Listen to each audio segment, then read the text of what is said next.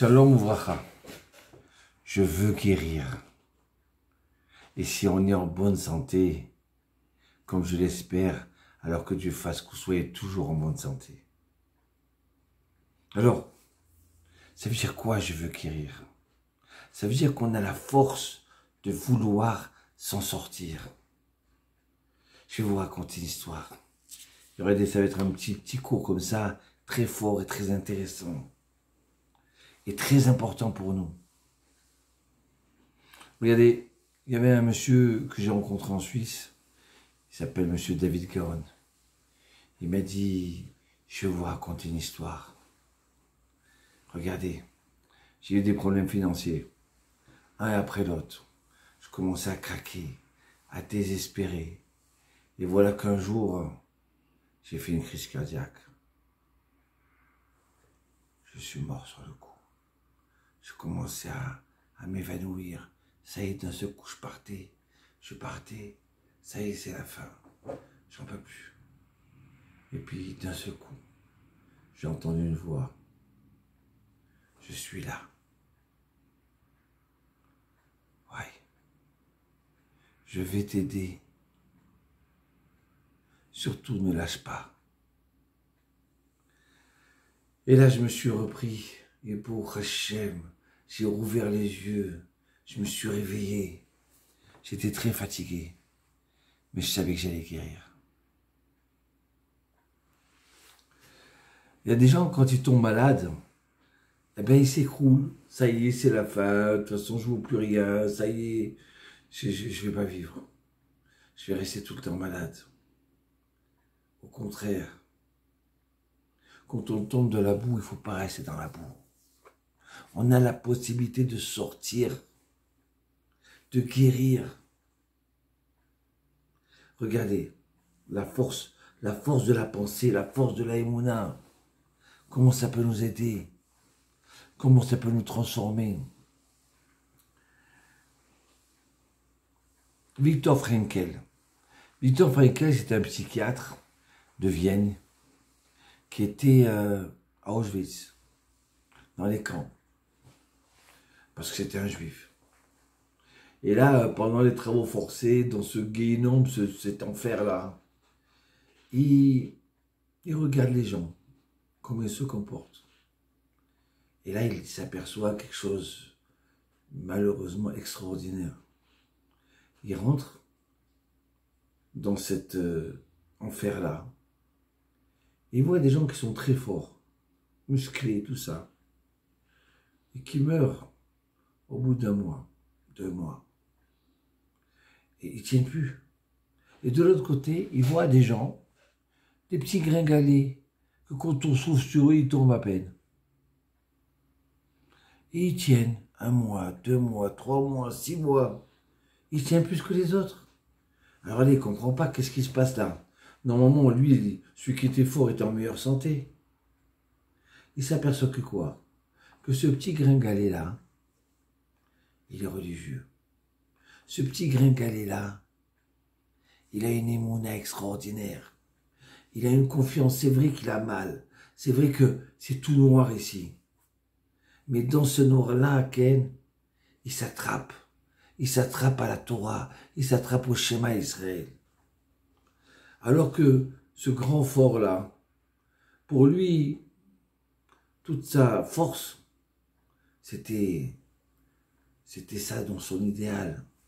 C'était sa foi. Et d'un seul coup, eh ben, tu es dans un endroit où ta force ne sert plus à rien. Tu es dans un endroit où ton argent ne sert plus à rien. Donc sur quoi tu as eu confiance, tu t'es soutenu, eh bien ça part en l'air. Donc, tu n'as plus de quoi tenir. Alors d'un seul coup, il s'envole. D'un seul coup, il s'écroule. D'un seul coup, il tombe. D'un seul coup, il n'a plus de force. Alors que ce petit gringalet, c'est vrai qu'il a reçu un grand coup, mais il tient encore. Donc Viktor Frankl se dit, ouais.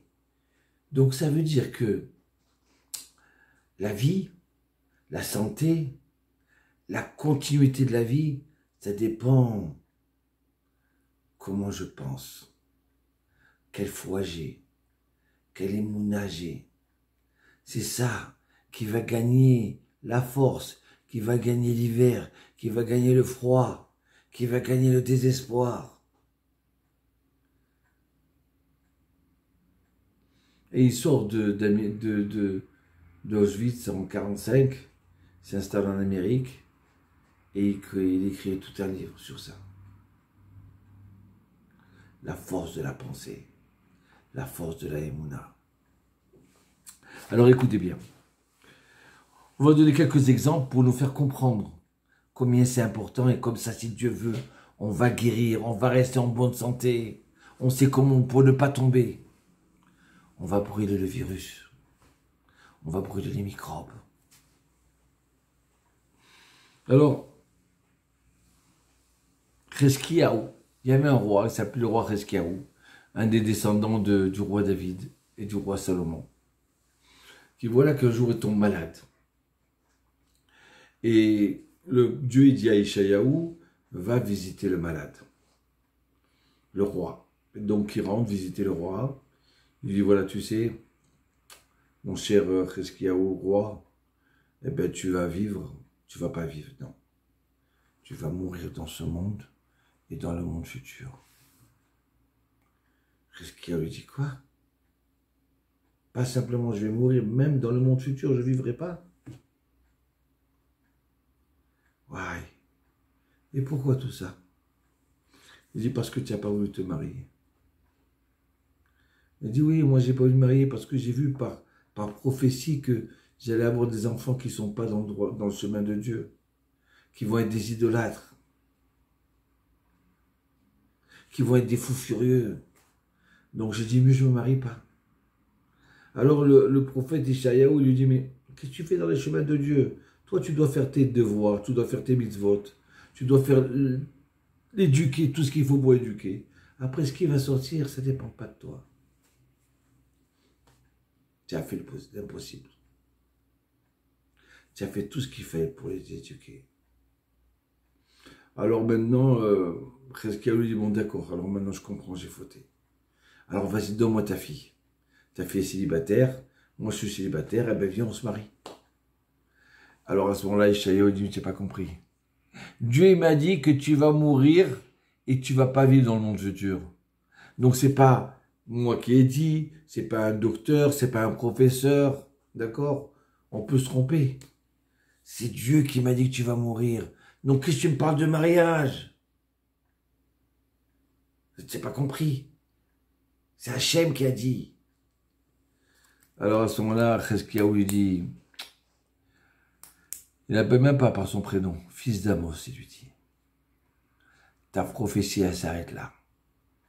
Je t'ai pas demandé de faire des commentaires. Moi, j'ai reçu de mon ancêtre, du roi David, même si un homme, il a une épée sur le cou, ça y est, il va mourir dans une seconde, ça y est, c'est la fin. Il n'a pas le droit de désespérer.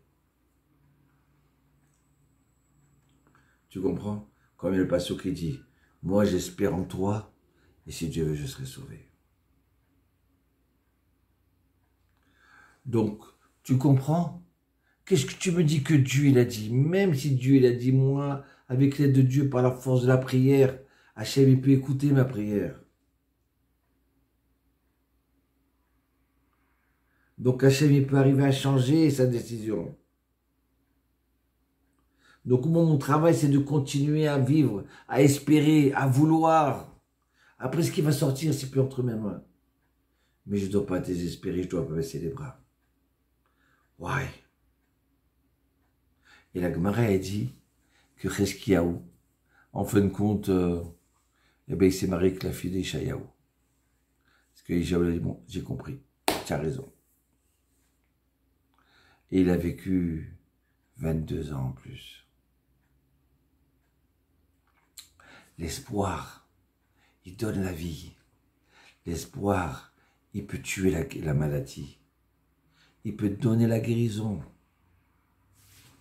Vous n'êtes pas aperçu que des fois, il y a des gens qui sont malades, ou ils ont mal à la tête, et puis ils vont voir le médecin.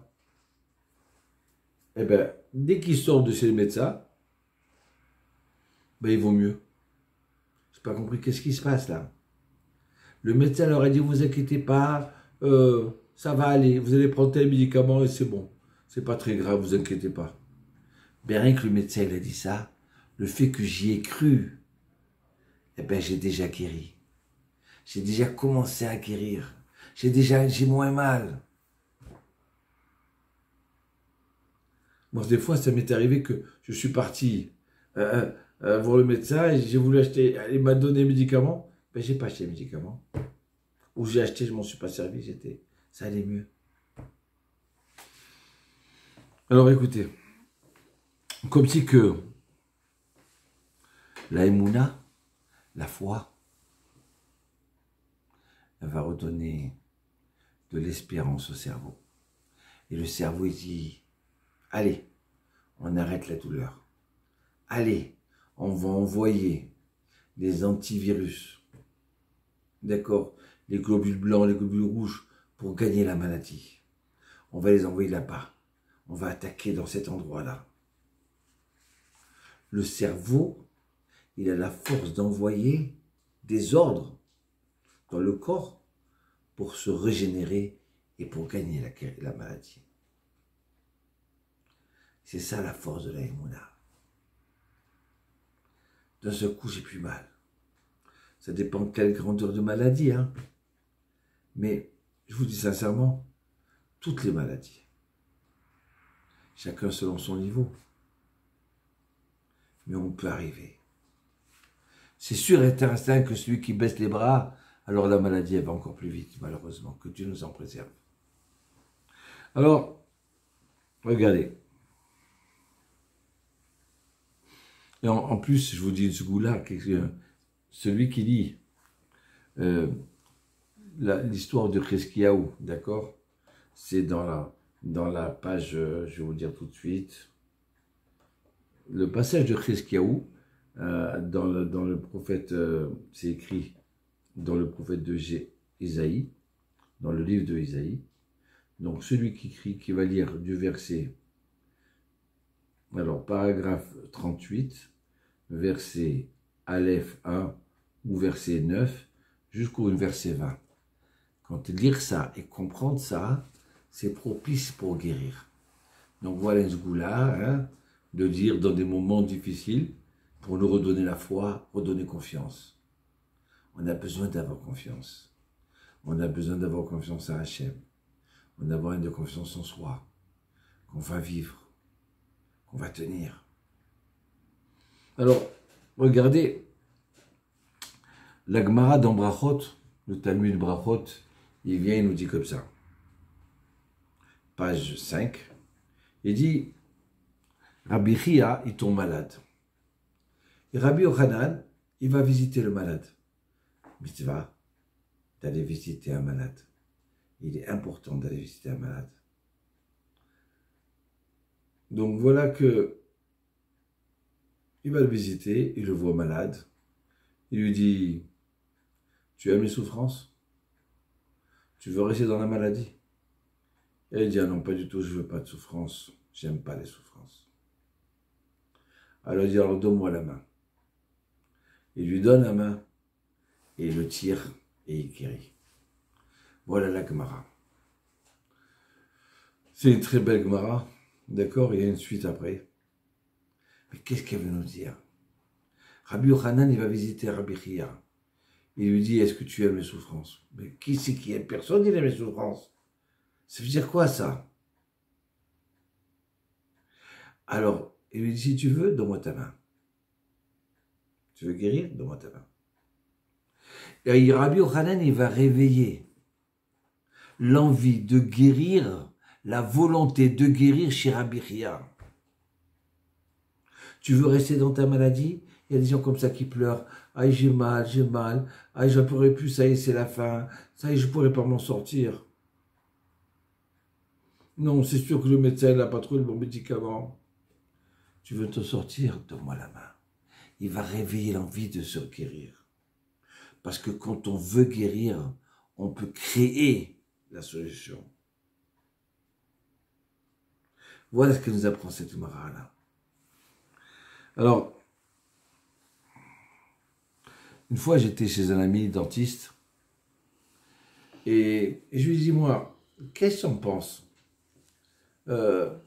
J'aurais voulu savoir, est-ce que ça t'est arrivé que tu avais deux personnes qui avaient le même problème avec des réactions différentes dans la guérison de leurs problèmes?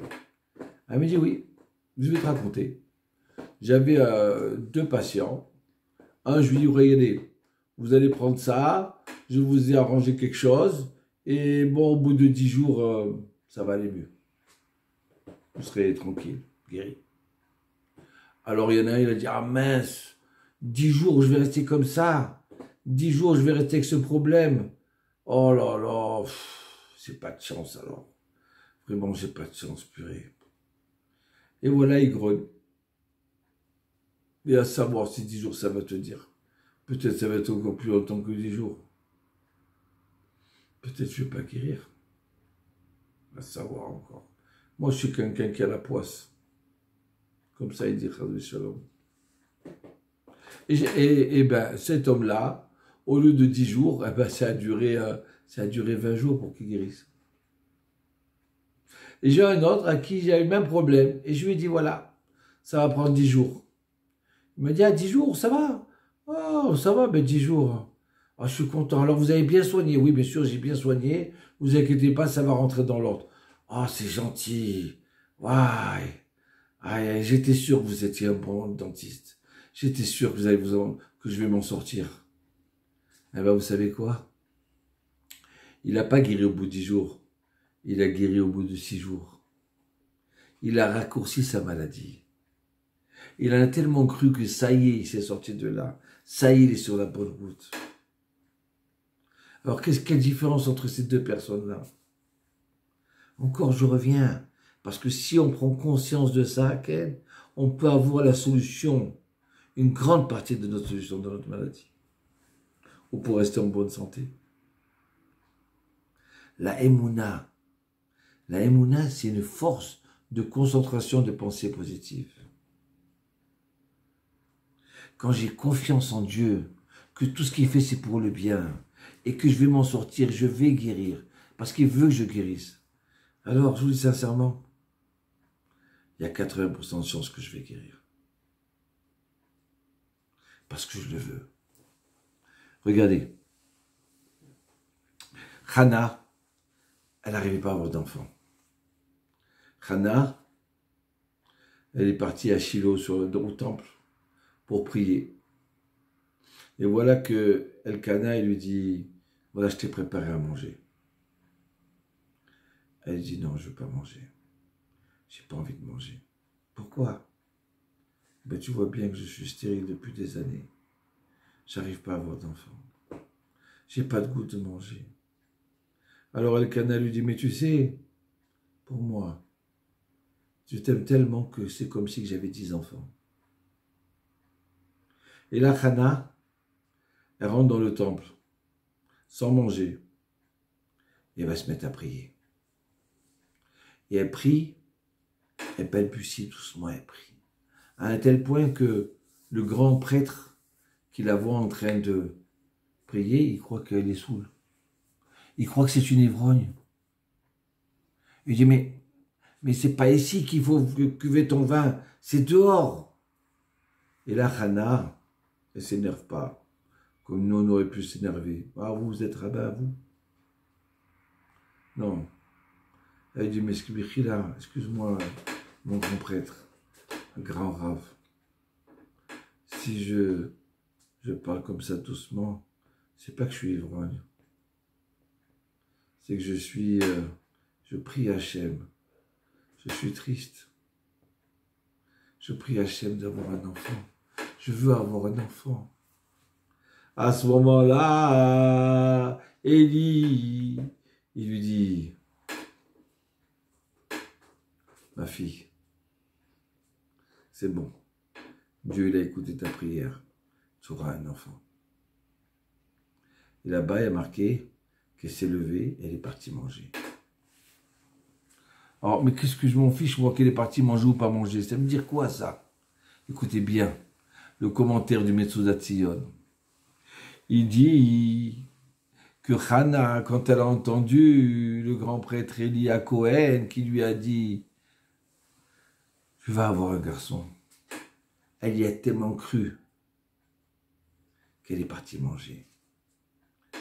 Elle est partie manger, ça veut dire qu'elle a eu une confiance totale dans Eli quand tu lui as dit « Ah, ça y est, pour elle, ça y est, elle va avoir un garçon, il n'y a pas de problème. C'est bon, maintenant je peux pas s'en manger. Ça y est, je sais que d'ici quelques temps, je vais tomber enceinte et c'est bon, c'est bon. » Elle n'a plus de soucis, elle n'a plus de souffrance, elle n'a plus de tristesse. Ça y est, elle est remplie de joie. C'est comme si elle venait d'accoucher maintenant. Cette émouna-là a fait que elle est tombée enceinte. Et elle est tombée enceinte d'un des plus grands prophètes de l'histoire, qui s'appelle Samuel. Samuel était aussi grand que Moshe et Aaron. Grâce à quoi elle a accouché Samuel? Grâce à quoi elle est tombée enceinte? Grâce à l'émouna qu'elle a eue dans les paroles de Eli à Cohen. Aïe, aïe, aïe, aïe, aïe, aïe, aïe. Il y a un jour, un chassid, il est parti voir son Rav. Il dit, Rav, ça fait 2 ans que je suis marié, j'arrive pas à tomber enceinte. Ma femme, elle n'arrive pas à tomber enceinte. Bénis-moi. Donc il le bénit. 1 an après, encore une autre bénédiction. Ma femme, elle n'arrive pas à tomber enceinte. 3 ans, 4 ans, 10 ans. Au bout de 10 ans, on dit, Rapi, je comprends pas. Il y a 10 ans de ça, on était chez toi, moi et mon ami. Lui, il a eu, entre-temps, des enfants. Et sa femme était stérile et maintenant, il a eu des enfants. Et moi, j'ai pas eu. Pourquoi comme ça? Il lui dit, tu sais quoi, je vais te dire pourquoi. Parce que lui, dès qu'il a entendu que sa femme, elle est tombée enceinte, qu'il a reçu la bénédiction, dès qu'il a reçu la bénédiction, qu'est-ce qu'il fait? Il est rentré chez lui, il a dit sa femme, ma femme, ça y est, le rabbi nous a béni, ça y est, cette année, en fait, tu vas tomber enceinte, ça y est, on va en avoir un enfant, ça y est. Il est parti acheter la poussette, tellement il y croyait. Il a créé le miracle, il a créé la solution. Mais toi, tu es rentré, alors, ben oui, il m'a béni, voilà, c'est tout. Tu n'y as pas cru. Tu comprends la différence entre toi et lui? Voilà. Alors, encore 2 choses. Le Sefer Ikarim dit, la force de la foi, elle fait transformer la nature pour ceux qui ont la Emouna.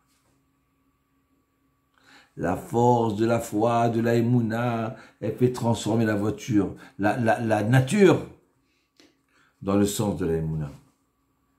Oui. Il y aurait des comme ça merveilleux. Avraham Avinu. Écoutez. Avraham Avinu, Dieu il est malade. Hachem il va le visiter. Aïe, aïe, aïe, regardez comme c'est merveilleux. Dès qu'il va visiter Avraham Avinu, que Hachem il visite Avraham, qu'est-ce qui a marqué? Il s'est mis à courir envers les invités. Mais tu étais malade. Comment tu cours? Comment c'est possible? Il avait tellement la émouna que si Hachem vient me voir, c'est que je suis guéri. Donc il court vers les invités. Voilà, il rassemble qu'Hachem me donne une refouache les mains, une bonne guérison à tous les malades. Et qu'il garde en santé, en bonne santé, tous les bénis Israël et tous les non-juifs. Parce que ça, c'est une vérité, pas simplement pour les juifs. Même un non-juif qui a confiance en Dieu, qui va guérir, eh bien, il va guérir. Alors, je vous souhaite de bonnes nouvelles chez vous. Shalom.